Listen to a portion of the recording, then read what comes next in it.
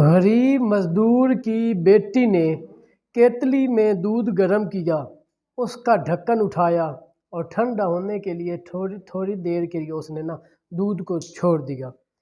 تھوڑی دیر بعد آئی، ڈھکن کیتلی پر رکھا، دودھ سے بھری کیتلی اٹھائی اور باہر کی طرف چل پڑی۔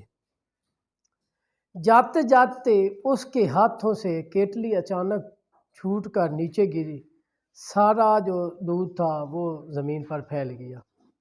باپ خاموشی سے ایک طرف بیٹھا یہ سارا منظر دیکھ رہا تھا۔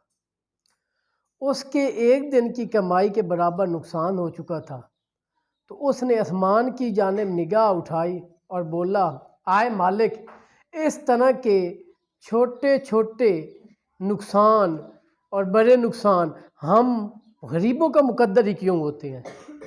کیا ہم غریب ہی تجھے نظر آتے ہیں؟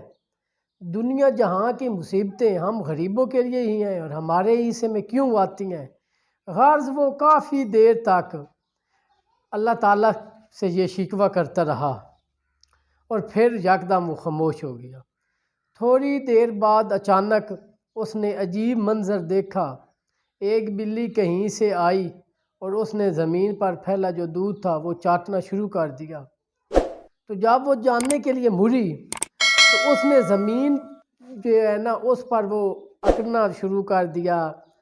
تو جیسے ہی وہ دیکھ رہا تھا تو اس نے دیکھا کہ بلی جو ہے وہیں مر گئی۔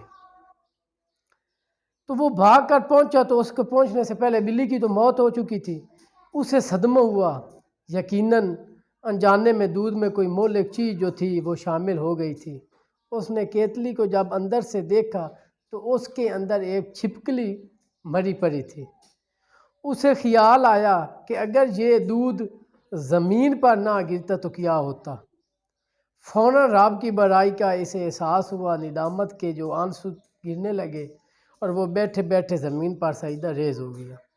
یا اللہ ہمیں معاف کر دے، یا اللہ ہمیں معاف کر دے کہ وہ ورد کرنے لگا۔ وہ کہہ رہا تھا کہ یا رب، تیرے ہر کام میں کوئی نہ کوئی مصلحت پوشیدہ ہوتی ہے۔ ہم کتنے نادان ہیں کہ چھوٹے سے چھوٹے نقصان پر تقدیر کا گلہ کرنا شروع کر دیتے ہیں۔ چھوٹے سے چھوٹے نقصان پر تقدیر کا رونا دھونا ہم شروع کر دیتے ہیں، اور اللہ جو ہے وہ پھر بھی ہمیں معاف کر دیتے ہیں اور ہم شکوے کرتے رہتے ہیں، لیکن اللہ یہ سب کچھ دے کر جو ہے معاف کر دیتا ہے اور ہمیں بخش